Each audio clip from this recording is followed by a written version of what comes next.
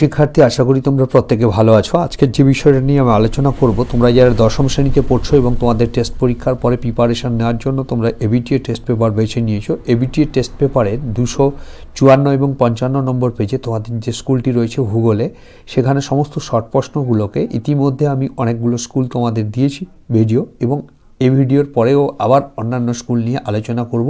শুধু এবিটিএ নয়, ডব্লিউবিটিএ, ডব্লিউবিএইচএ এবং স্কুল পর্ষদ থেকে তোমরা যে বইটি পাবে, সমস্ত বইতে শর্ট প্রশ্নগুলোকে আমি সলভ করব। সাথে সাথে 2, 3 এবং 5 থেকে সাজেস্টিভ প্রশ্ন যেমন আমি নোটস আকারে দিয়ে দেবো, তেমনভাবে তোমাদেরকে নিয়ে কিন্তু আলোচনা করব একেবারে মাধ্যমিক স্তর পর্যন্ত।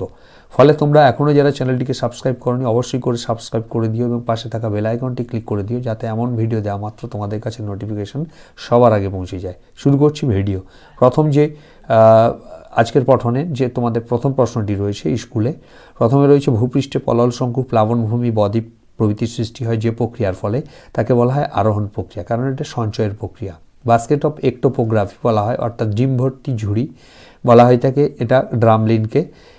পরের প্রশ্ন রয়েছে বিষমমণ্ডলের মধ্যে অন্তর্ভুক্ত স্তরটি হলো পারমাণবিক অক্সিজেন স্তর। পৃথিবীর বৃহত্তম মগ্নচড়ার নাম কি? গ্র্যান্ড প্যান মগ্নচড়া। রকফল ব্যাংক পরের প্রশ্ন রয়েছে দুটি নদী অববাহিকাকে পৃথককারী উচ্চভূমিকে বলা হয় থাকে জলবিভাজিকা। মালাবার উপকূলের বালিয়াড়িকে স্থানীয় ভাষায় বলা হয় থেরিস। লোকটাক হ্রদ অবস্থিত মণিপুরে। পরে রয়েছে মৃত্তিকার, ভারতের মৃত্তিকা সংরক্ষণের জন্য গৃহীত একটি পদ্ধতি হলো ফালি চাষ। ছদ্মরং উপগ্রহ চিত্রে উদ্ভিদ দেখানো হয়ে থাকে লাল রঙের। পরে রয়েছে 2011 সালের আদমশুমারি অনুসারে ভারতে মহানগরের সংখ্যা কয়টি? 53টি। মৌসুমী বিস্ফোরণ প্রথম দেখা যায় কেরলে। কেন্দ্রশাসিত অঞ্চল লাদাখকে পৃথক করা যায় জম্মু কাশ্মীর, লাদাখকে পৃথক করেছে জম্মু কাশ্মীর। পরে রয়েছে দুটি মুখ্য জোয়ারের মধ্যে সময়ের ব্যবধান কত? 24 ঘন্টা 52 মিনিট। পরের প্রশ্ন রয়েছে পেট্রোরসায়ন শিল্পের মূল কাঁচামাল হলো ইথিলিন। এই হলো, এটা হয়ে যাওয়ার পরে বিভাগ খতে তোমরা যখন আসবে, বিভাগ খতে এখানে বেশ 6টা প্রশ্ন রয়েছে। প্রথমেই ব্যারোমিটারের প্রধান স্কেলের সঙ্গে ভার্নিয়ার স্কেলও থাকে, এটা শুদ্ধ কি অশুদ্ধ? এটা শুদ্ধ। লালিনা বছরে ভারতে বৃষ্টিপাত খুব কম হয়, এটা অশুদ্ধ, কারণ প্রচুর পরিমাণ বৃষ্টিপাত হয়। ভূপৃষ্ঠে প্রতি 1000 মিটার উচ্চতায় 4.6 ডিগ্রি সেলসিয়াস হারে উষ্ণতা হ্রাস পায়। একেবারে এমন একটা প্রশ্ন দিয়েছে এখানে, দেখো 6.4 হবে সঠিক উত্তর, কিন্তু এখানে 4.6 দিয়েছে, ফলে খুঁটিয়ে পড়তে হবে তোমাদেরকে প্রতিটি প্রশ্নের, অর্থাৎ প্রতিটি প্রশ্ন খুব ভালো করে তোমাদের পড়ে উত্তর দিতে হবে। ভূপৃষ্ঠে প্রতি 1000 মিটার উচ্চতার জন্য 4.6 ডিগ্রি সেলসিয়াস হারে উষ্ণতা হ্রাস পায়, এটা অশুদ্ধ। ভারত মহাসাগরে কোনো শৈবাল সাগর সৃষ্টি হয়নি, এটা শুদ্ধ। পরে 2011 সালের জনগণনা অনুসারে ভারতের জনঘনত্ব প্রতি বর্গ কিমিতে 382 জন, এটা শুদ্ধ। পরে উত্তরাখণ্ডে এক প্রকার হ্রদকে দুন বলা হয়, এটা শুদ্ধ। IRS একটি সূর্য সমলয় উপগ্রহ, এটা শুদ্ধ। এটা হয়ে যাওয়ার পরে তোমাদের আরও 6টি প্রশ্ন রয়েছে 2.2-তে রয়েছে বিভিন্ন ধরনের বহির্জাত শক্তির দ্বারা ভূমিভাগের সমতলীকরণ ঘটালে তাকে কি বলা হয়?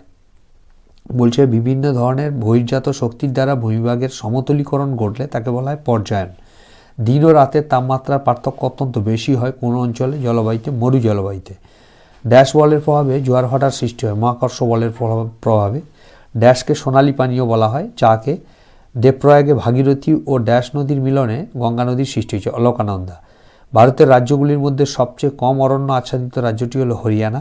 ল্যান্ডফিল থেকে উৎপন্ন একটি গ্যাস হলো NH4 বা মিথেন। এটা হয়ে যাওয়ার পরের প্রশ্ন রয়েছে তোমাদের পৃথিবীর বৃহত্তম মহাদেশীয় হিমবাহের নাম হলো ল্যাম্বার্ট। উপগ্রহ চিত্রের ক্ষুদ্রতম একক হলো পিক্সেল। সম্পৃক্ত বায়ুর আপেক্ষিক আর্দ্রতা হলো 100%।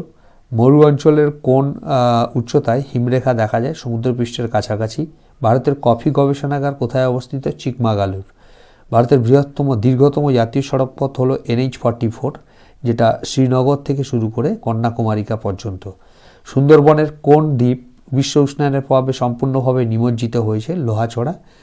উপগ্রহ চিত্রে নদীকে কোন রঙের বা জলভাগকে কী রঙের দেখানো হয়? নীল রঙের। এটা হয়ে যাওয়ার পরেই তোমাদের রয়েছে ডান দিক থেকে বাম দিক মেলাও। ঝুম চাষ মৃত্তিকা ক্ষয়ের একটি নিয়ন্ত্রক হিসেবে ব্যবহার করা হচ্ছে, মৃত্তিকা ক্ষয়কে রোধ করা যাবে।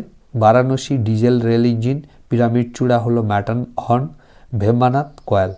এটা হয়ে গেলে তোমাদের আপাতত এই স্কুল, অর্থাৎ 254 এবং 55 নম্বর পেজে যে স্কুলটি রয়েছে, এটা কমপ্লিট হলো। দেখা হচ্ছে পরবর্তী ভিডিওতে। ভালো থেকো, সুস্থ থেকো।